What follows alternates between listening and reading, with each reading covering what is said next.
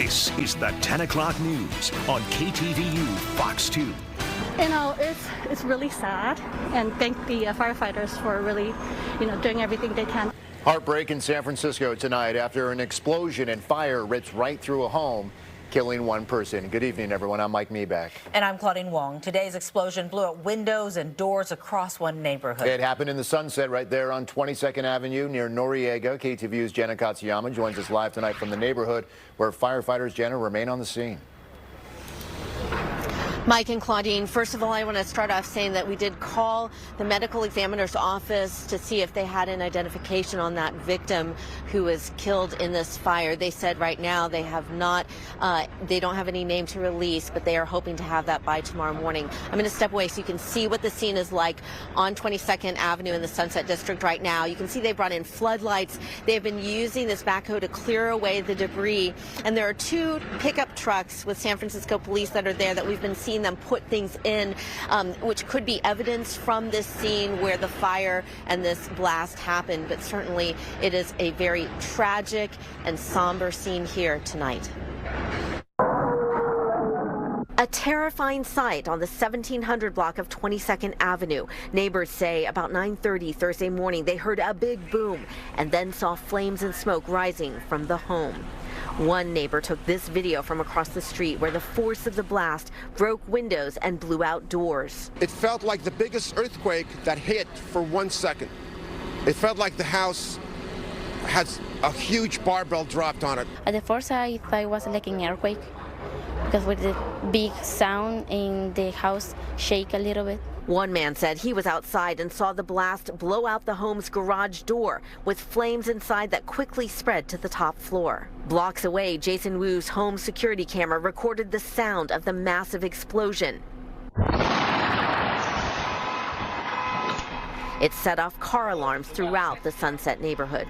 This blast was so strong that it took this house off its foundation and it destroyed the house to the left of it completely. Glasses was flying out of the window, the front door was busted, and I was just so worried that, maybe, next thing is another blast coming. Neighbors say a family lives in the home where the blast happened.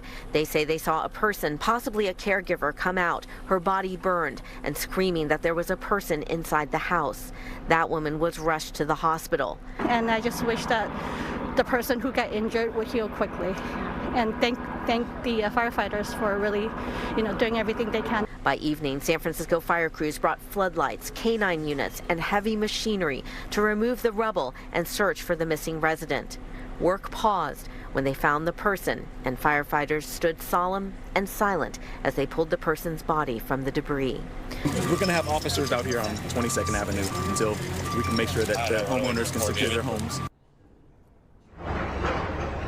A temporary shelter was set up at the Sunset Recreation Center for residents who were displaced. The Red Cross was there trying to help them. If you go back here live, you can see that they are still doing cleanup at this site.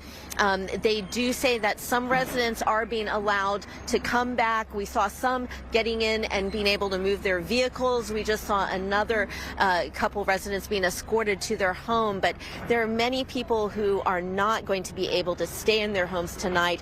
Both of the houses on either side of that home that had the blast are damaged, and we do understand there were some firefighters who might have been injured in this. They are going to be okay. We are still waiting for an update on that one woman who was taken to the hospital with those burns.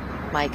Firefighters on scene, police officers on scene. Jenna, at any time today, did you see PG&E crews on scene? I'm wondering if they were conducting any tests out there to determine whether or not there may have been or maybe there wasn't a leak in that neighborhood, in that block. There certainly have been PG&E crews that have been out here. They've been trying to make sure that some of the gas is turned off at other areas.